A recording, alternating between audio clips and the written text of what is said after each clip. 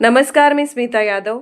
Mandesh times बातमीपत्रामध्ये आपल्या सर्व दर्शकांचे अगदी मनापासून स्वागत. आपण पाहत आहात मानदेश टाइम्स. कर्तृत्वाचा सुवर्णगंध आणि जनसेवेचा धगधगता यज्ञ. कणकवलीचे तालुका कृषी अधिकारी प्रवीण ओहोळ साहेब राष्ट्रसेवा पुरस्काराने सन्मानित. कणकवली विशेष प्रतिनिधी. निसर्गाच्या हिरव्यागार रंगभूमीवर जेव्हा घामाचे थेंब सांडतात तेव्हा मातीला सुवर्णगंध येतो आणि जेव्हा हेच श्रम लोककल्याणाच्या भावनेने प्रेरित होतात तेव्हा त्या कर्तृत्वाचा गौरव करताना आभाळालाही आनंदाचे भरते येते. सिंधुदुर्ग जिल्ह्याच्या निसर्ग समृद्ध कुशीत वसलेल्या कणकवली तालुक्याचे भाग्यविधाते ठरलेले, पारदर्शकतेचा आरसा आणि निस्वार्थी सेवेचा धगधगता दीपस्तंभ असलेले तालुका कृषी अधिकारी माननीय श्री प्रवीण बब्रुवाहन ओहोळ साहेब यांच्या दैदिप्यमान प्रवासाला आज राज्यस्तरीय राष्ट्रसेवा पुरस्कार 2026च्या रूपाने एक मानाचा तुरा लाभला आहे.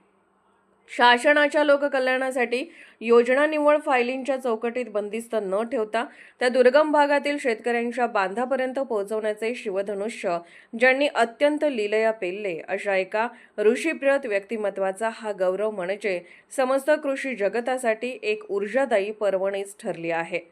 जे भारत न्यूज परिवाराच्या वतीने आयोजित या सोहळ्यात ओहोळे साहेबांच्या अष्टपैलू कार्यशैलीचा आणि त्यांच्या मृदू मनमिळावू स्वभावाचा यथोचित सन्मान करण्यात आला.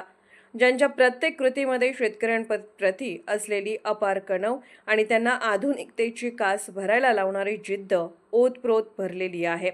अशा ओहोळे साहेबांनी कृषी विभागाचा एक वेगळाच दरारा आणि नावलौकिक निर्माण केला आहे. केवळ तांत्रिक मार्गदर्शन न देता संकटात सापडलेल्या बळीराजाला मायेची पाखर घालून सावरणारा हा अधिकारी खऱ्या अर्थाने शेतकऱ्यांच्या रक्ताचे नातेवाईक बनले आहेत. त्यांच्या वक्तशीरपणाची आणि सखोल अभ्यासाची छाप कणकवलीच्या कानाकोपऱ्यात उमटली असून हा राष्ट्रसेवा पुरस्कार म्हणजे त्यांच्या निस्वार्थी सेवा यज्ञाची कृतज्ञतापूर्वक दिलेली पावतीच आहे.